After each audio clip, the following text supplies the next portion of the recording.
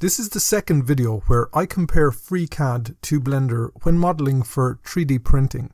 This is the clip we'll 3D model in FreeCAD now, and I'll 3D print on my Prusa. Check out the first video using Blender if you missed that. To begin, we can create new and open a new FreeCAD file. From the workbench menu, let's open the part design workbench. In the tasks view, we can start by first creating a new body. Then create a new sketch. Here we need to pick what plane we will be working from, and for this sketch it will be the YZ plane. Now click OK to confirm. We can draw the profile of this hanging clip using the polyline tool here. If we hover on the dot center to highlight, we can click to get the first point. Then drag away and click to get the second point. The length and position aren't important at the moment, as we'll be adding constraints shortly to lock in the correct dimensions. Now we can continue and add the remaining lines around here. The exact position isn't too important, just try to have something similar to what I draw here. Finally, for the last line, finish by clicking the first point again. We can exit the tool by pressing the escape key twice. If your sketch has turned orange at this stage, just select one of the corner constraints and delete it. Now we can add constraints and lock in the dimensions of our profile. Here we can see the sketch is under constraint, and our goal is to reduce the DOF, or degrees of freedom, to 0. It's not always necessary to reduce this to 0, but to avoid issues further on, it's always best. Let's select the first line here, and from the constraints menu, add a horizontal distance constraint. The length will be 11.82. Now click OK. If this messes up your polyline, just reorder the points and get some semblance of the original profile back. You can also select the constraint and move away from the profile and into a better location. We'll be adding quite a few, so make sure they don't obscure the view. You can select any of the constraints and delete them at any time. Next, we can set the horizontal distance between 2 points, so select these. Now click to set the distance. This will be 6.37. If you have more than 2 points selected, you will get a warning. Just click away first and then reselect again. Drag away the constraint here also. Repeat that for the far side. Set the distance between these 2 points. This will be 6.37. Now the inside height here, and set the vertical distance. This will be 5. Let's continue and lock the overall height. So select the corner point and the upper one here. Select the vertical distance, and this will be 7. We can also set the full length across. So select the first and end points. Now set the distance of 50. Now maybe move these aside so we can see the profile. We can move around the side here. The thickness of the clip will be 2 mm. So set this line here and we can add a vertical distance constraint with a distance of 2 mm. On the far side, we can add a vertical constraint and make sure this is vertical. We can also add an equality constraint to this short edge and match the 2 mm.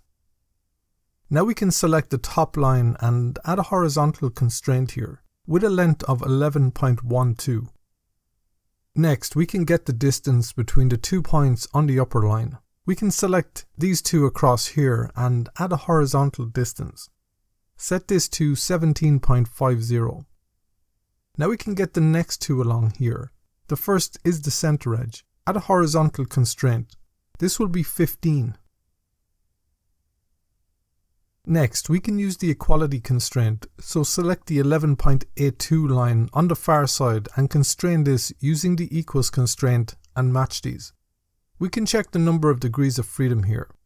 What we need to do is make sure no more points can move, so manually checking these will usually let you know where to add the next constraint. Add a constraint and lock this in place.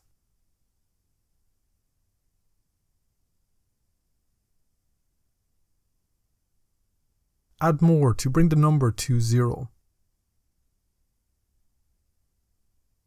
This corner here. So select this and we can add a horizontal constraint. That brings us to a fully constrained sketch as stated here. This means we can move on, so close the sketcher and we can come back to the part design. From the pad modeling menu, we can use pad and give this length. In the length field, this will be 15 millimeters. Now we can click OK. Let's come into a top view by clicking the view icon here. We'll be creating some subtractions, so select the top center face here first. Now click and create a new sketch. We can begin with the polyline tool and draw in this shape here. The shape isn't too important as we'll be adding constraints next. Finish this back at the start. This first bottom line, we can add a horizontal constraint and set this to 5 millimeters. The top horizontal line, we can add another constraint and this will be 7.64. Now add a vertical constraint between these 2 points. This will be 7.5. From the origin to this bottom point here, we can add a vertical distance constraint of 7.5. Add another horizontal constraint from this corner of 22.5. The final constraint can be horizontal from the corner to the top and set this to 21.18. So select this and we can add a horizontal constraint. That should fully constrain the sketch, so let's close this down. Then to subtract this shape, we can use the pocket command here. The distance of 5 works here and the subtraction is complete and we can click OK. Next we need to create another subtraction, so come back into a top view first. Now select this top face. Then we can create another sketch. This will be a rectangle, so let's use the rectangle tool and draw the shape on this corner here. We can add a horizontal distance of 8.13. Then a vertical distance of 2.5. We need 3 more rectangles at each corner, so I can quickly constrain these using the same sizes.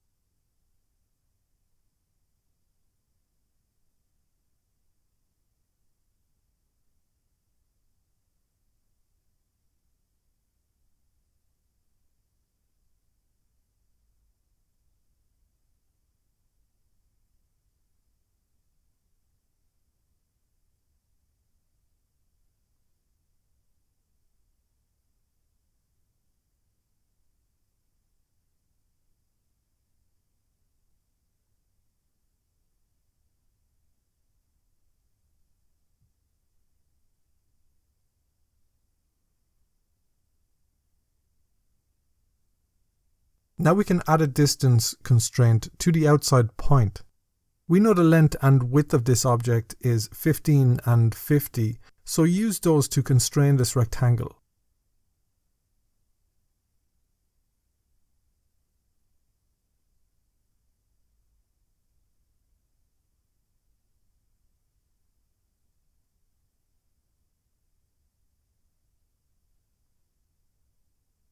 Once these are fully constrained, we can close this.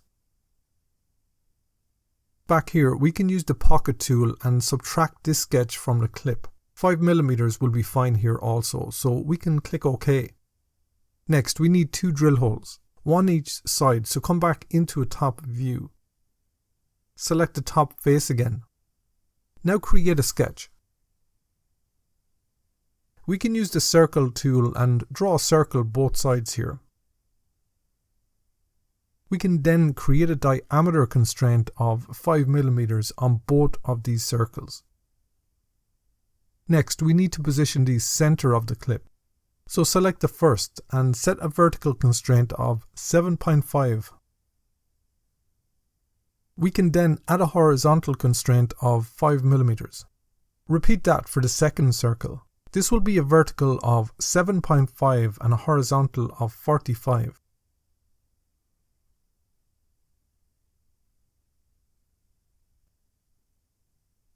Once fully constrained, we can close this. Now use the pocket tool and subtract the holes. The final operation will be to round the edges slightly. So Control select the outside edges right around here.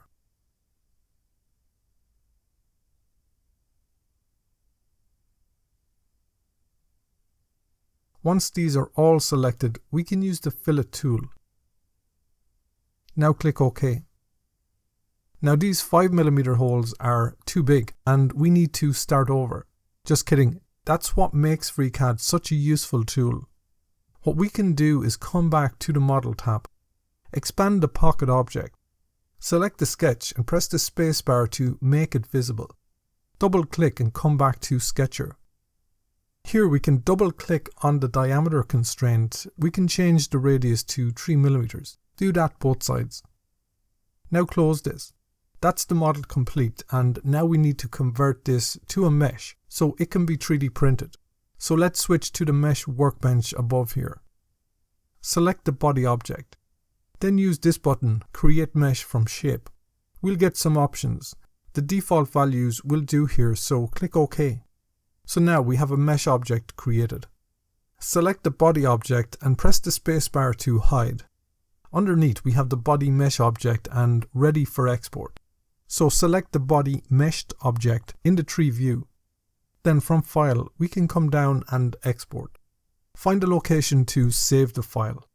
We'll need it again in a few moments. In the name field, let's rename this clip_FreeCAD. From the File drop-down, select the STL format. Now we can save the file. For the slicing, I'll be using the Prusa slicing software. So open that up or one of your choice. We can come to File and Import. Navigate to where you saved the file. Select this and open. That imports and you can check the dimensions are correct here. The material I've selected is PLA.